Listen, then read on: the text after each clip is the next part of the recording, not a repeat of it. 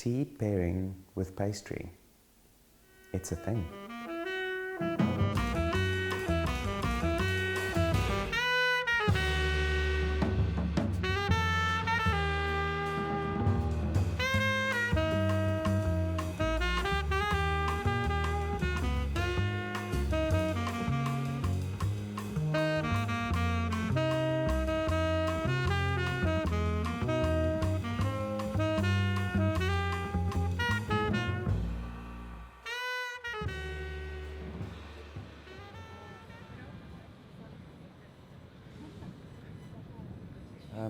Why do we pair things? It's a very subjective thing. Every palate is different. How do you actually figure out what works for you? Tasting things constantly, and then you realize there's two different elements that's very important. That's flavor and taste. And flavor is not the same as taste. There's a taste is restricted to more your 5 kind of elements of salt, sweet, sour, bitter, and umami. And then flavor is something that actually happens nasally. If you close, for example, your nose and you eat something, you can immediately know if it's sweet or savory, but you can't get the flavor. Less is more for me. So the less I have in a cupboard or in my fridge or whatever, that really push me to make something new. There's always pungent flavors in my fridge. I love Tabasco like crazy, and that's seriously pungent. Or a hot sauce, or something that's got nice and tang. Then there would always be yuzu juice. For the more fresh and kind of tropical, and like just feel like you're leaving wherever you are and you're going into holiday mode, and sprinkling it over a salad. 4 girls on a lunch break from Restaurant Jan, 2 from the kitchen, pastry department, and 2 from the front, the sommelier team. So obviously one team has got a little bit more wine knowledge, and the others are more into their kind of finer and layering pastries and cream. And what they found is really interesting. It's a pairing, maybe it's not. And it's something that we are going to take back to the innovation studio and play with.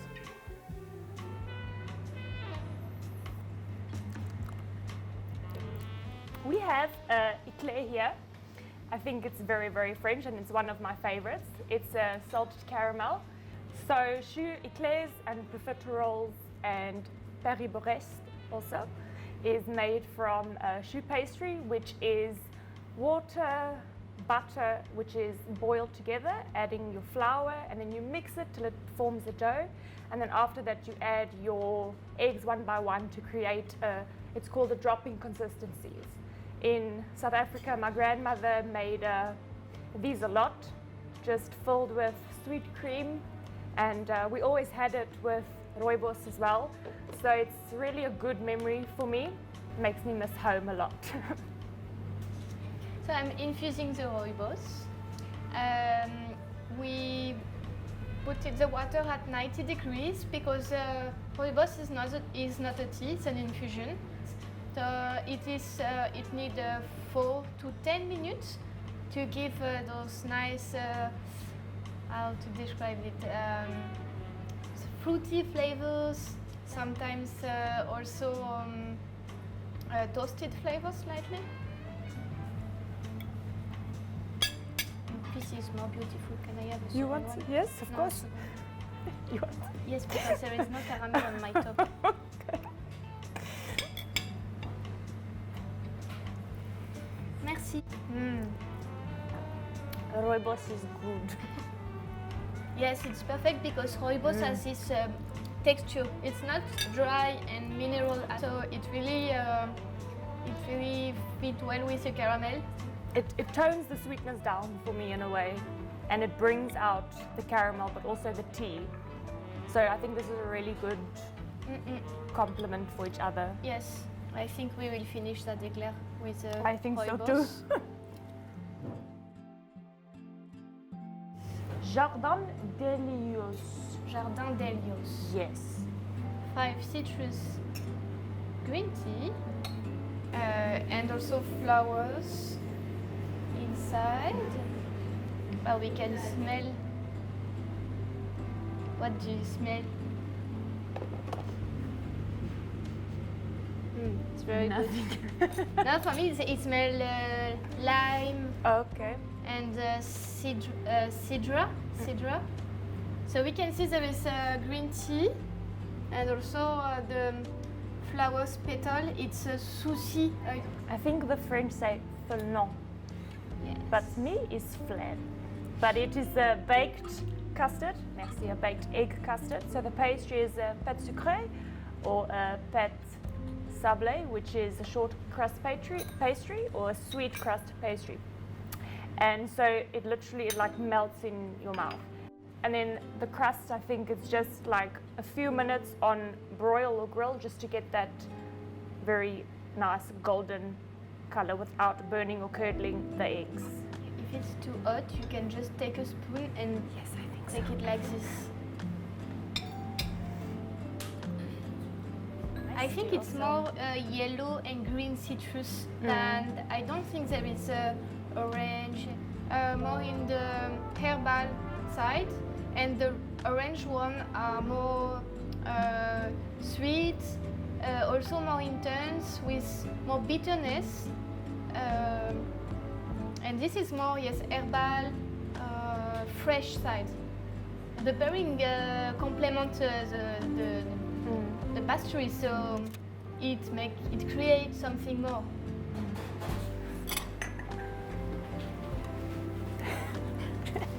So the next tea is a mix of green tea and white tea with rose petals and cherry blossom. Makes me think of a smell from my childhood. Oh. Because my mother used to put dried rose in a vase, so it can smell. I love it. The last one is raspberry tart with some pistachios in this case, and I think it will go well with the rose. Everything that I really like personally, the mix between the raspberry and the rose. I think it goes really well, so I have high expectations of this pairing. It's a really good combination. Mm-hmm. I already had dessert with raspberry and rose, and I think it goes really well together. I think maybe it's because of the acidity of the raspberry and you have the softness of the rose. Mm-hmm. I think it balances well both of them. That's And really good. I was expecting something more sweet when I saw this dessert, and actually it's really really light, really not too sweet. There is the acidity of the raspberry, and so it's not too much on a delicate rose from the tea. So.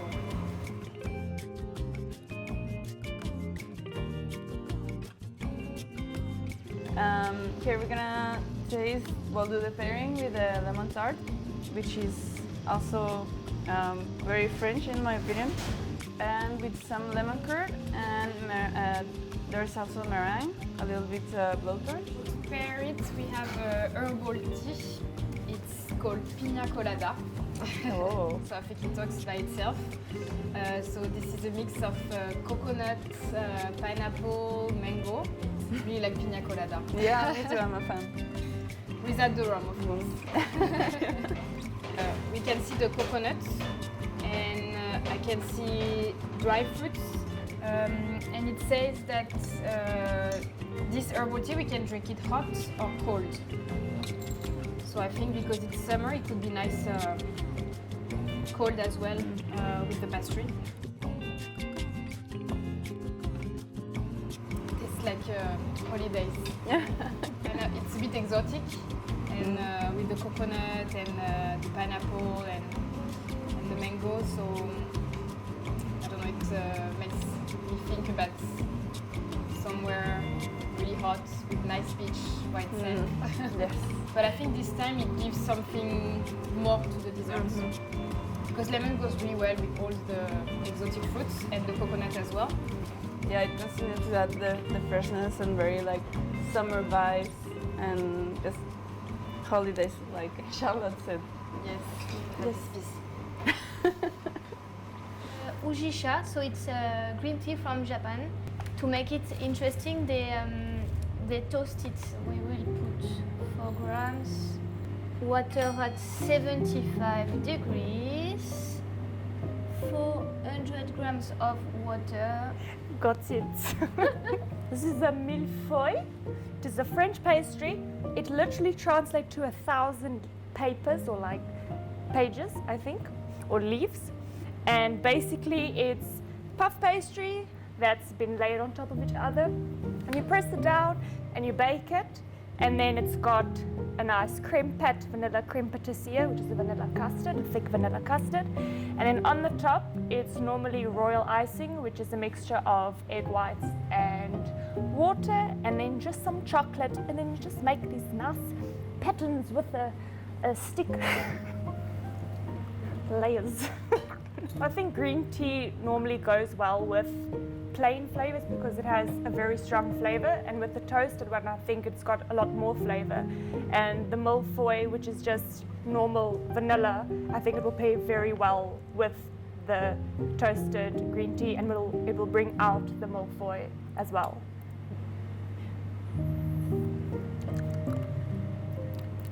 It tastes like popcorn. It's a really good millefeuille because you feel the layers in your mouth, and the custard is very creamy and very good. And with it, the tea. The tea is good, but finally the smell is more interesting than the mouth. The last sip, it was cooling down, and the flavors are more interesting. So maybe we have to wait a few minutes as it is not 70 degrees, and the temperature goes a bit down, and the flavor are more intense. So maybe I think it's just this finally. Yeah. So this is jasmine tea. So it's a base of green tea with jasmine flower. The jasmine are really strong smell, so it's a really floral tea. We're gonna pair it with what it's called a tour de bled. It's a little bit special because it's kind of sweet, but still like in the salty thing. Because bled, it's in English. Swiss chard. Voilà.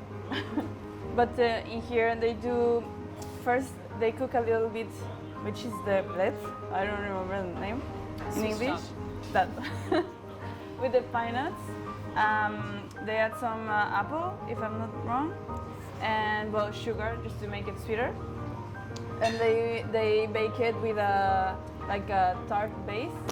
The first time that I ate it, I was a little bit shocked about the taste, but it's actually really, really nice. It's really interesting. And it's like cake flour with some butter, salt, sugar. It smells really, really nice.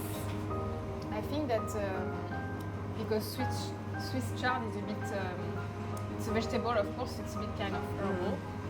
And with the green tea and jasmine, it gives herbal and flowery taste. So I think it pairs well with it. And also it's really delicate, and sometimes the tour de bled is a bit sweet. So I think it balances well with the sweetness of this dessert. I was afraid the jasmine would be too delicate for it, but actually I think, I don't know what you think, but having a spoon of that and then A sip. it enhances the jasmine, actually, I think. Yes, I think they both like complement each other really well. Like, Yeah. I should have put it back here, but